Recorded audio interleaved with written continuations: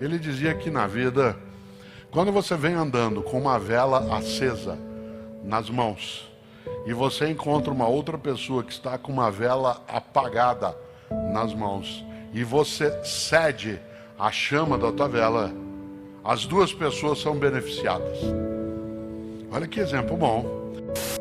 Quando você vem andando, você está com uma vela acesa e a outra pessoa com uma vela apagada, você empresta, entre aspas, a chama da tua vela e você nada perde. Quando você cede a chama da vela que está contigo, ambos ficam mais iluminados. Afinal de contas, parte daquilo que é a partilha representa exatamente a nossa condição de nós iluminarmos mais a nossa trajetória. E uma das coisas é, juntas e juntos, sermos capazes do ainda dar.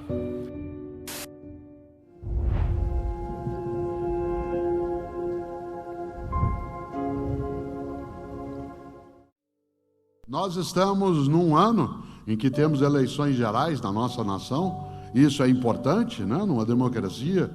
E eu acho que um dos programas de formação da vida mais belos que eu já vi foi trazido um dia por Jesus de Nazaré.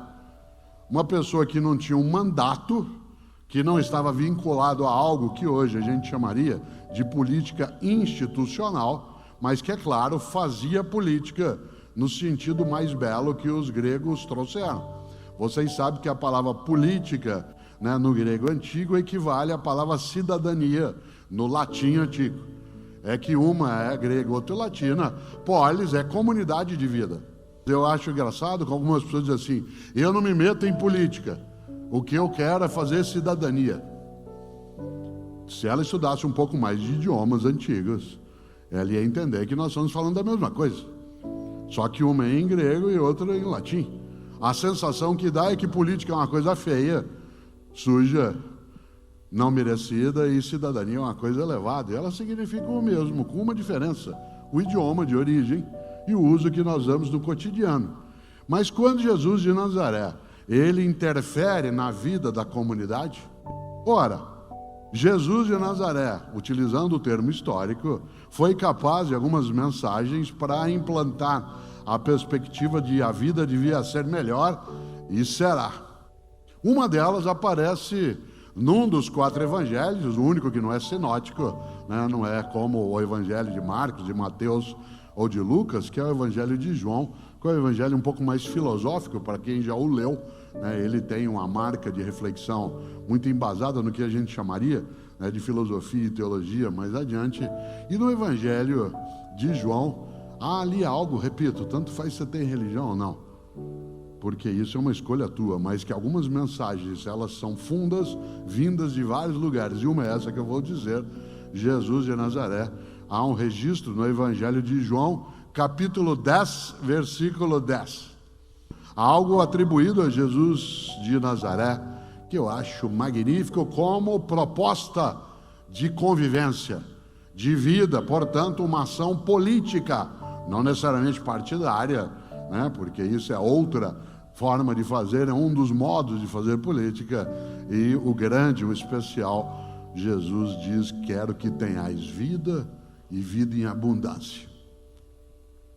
Eu acho isso genial. Quero que tenhais vida e vida em abundância. Quero que tenhais vida, já se tem, basta viva ou vivo estar.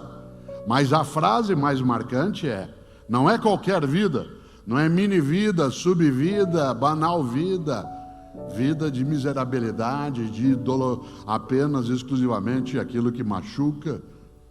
Quero que tenhais vida e vida em abundância. Você sabe o que é abundância? Abundância não é exagero, não é desperdício. Abundância não é de modo algum o luxo descartável. Abundância é suficiência. Abundância é suficiência. Uma das coisas mais marcantes é lembrarmos que para que a vida seja melhor, e será, nós temos de ser capazes de partilha, para que a vida ela tenha a marca da suficiência, suficiência de afetos, suficiência de condições materiais, suficiência de dignidade, suficiência. Digo de novo, A abundância, de modo algum, é exagero, é descarte, é aquilo que sobra à toa. Uma vida abundante é aquela na qual não haja carência de alternativa. Se você e eu tivermos uma carência de alimento, de abrigo, de cuidado de saúde, de afeto, a abundância é exatamente quando há suficiência. E eu estou dizendo isso por uma razão, porque pessoas que têm mais idade como eu, talvez se lembrem do que eu vou dizer agora. Nosso país, nos 50 anos mais recentes, ele teve uma progressão econômica inédita no tempo anterior. Nós tivemos, nos 50 anos mais recentes, uma mudança significativa em termos de condições econômicas. Claro que estamos vivenciando um momento muito difícil, em que há, sim, uma carência forte, uma miserabilidade em várias circunstâncias, que é movida por variáveis de natureza diversa, mas que tem, sim, um momento que é complicado. Ainda assim, nós ainda guardamos o fato de sermos uma das 15 maiores economias do planeta. Mas eu quero lembrar que há meio século a gente estava começando esse tipo de escalada. Quando eu era menino em Londrina, por exemplo, a gente não tinha tanto dinheiro circulando e nem tantas condições. Mesmo eu sendo filho de bancário com professora, raramente se ia comer fora. Quando a gente ia receber presente, por exemplo, a gente recebia presente 2 vezes ao ano. No aniversário da gente e no aniversário de Jesus. O que levou muita gente a ter um afeto imenso por Jesus. Você ganhava presente no teu aniversário. Eu que nasci no dia 5 de março, eu ganhava um presente em março e eu tinha que cuidar direitinho dele, porque outro só em dezembro. Então, se quebrasse o caminhãozinho, eu tinha que arrumar a rodinha, eu tinha que acertar. Atenção, eu não vivia uma circunstância de penúria, mas não havia tanta circulação. Quando eu era menino, pouca gente tinha carro na família. Era um tio que tinha carro. E a gente, inclusive, saía aos domingos para fazer uma coisa que era dar uma volta. Hoje a gente detesta o trânsito, mas existia uma época em que a gente entrava todo mundo dentro do carro, 8, 9 crianças. Não existia cinto de segurança. Alguns no Fusca iam lá atrás, naquela parte aberta do banco de trás, em que estranhamente se negava a lei da física, que dizia que 2 corpos não ocupam o mesmo lugar.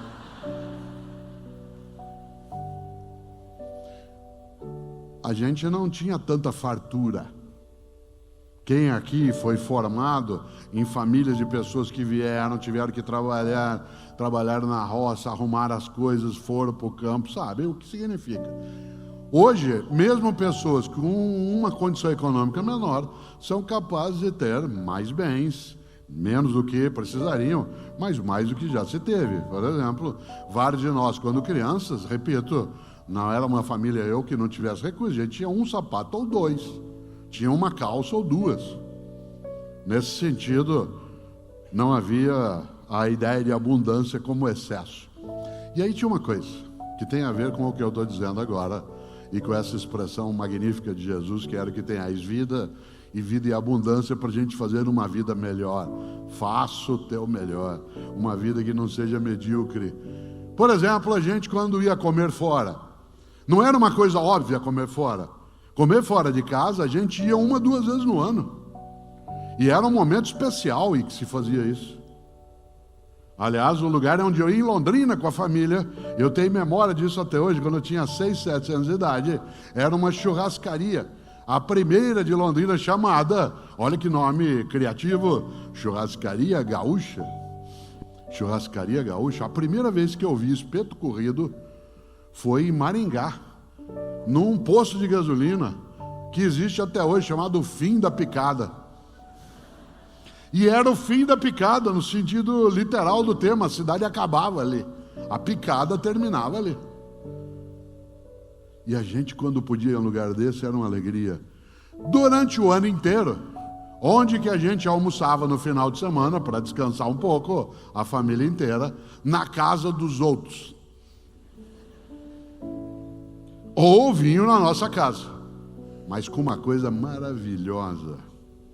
Não dava para quem recebia bancar toda a comida, porque nós éramos 10, 12, 15 pessoas, 20.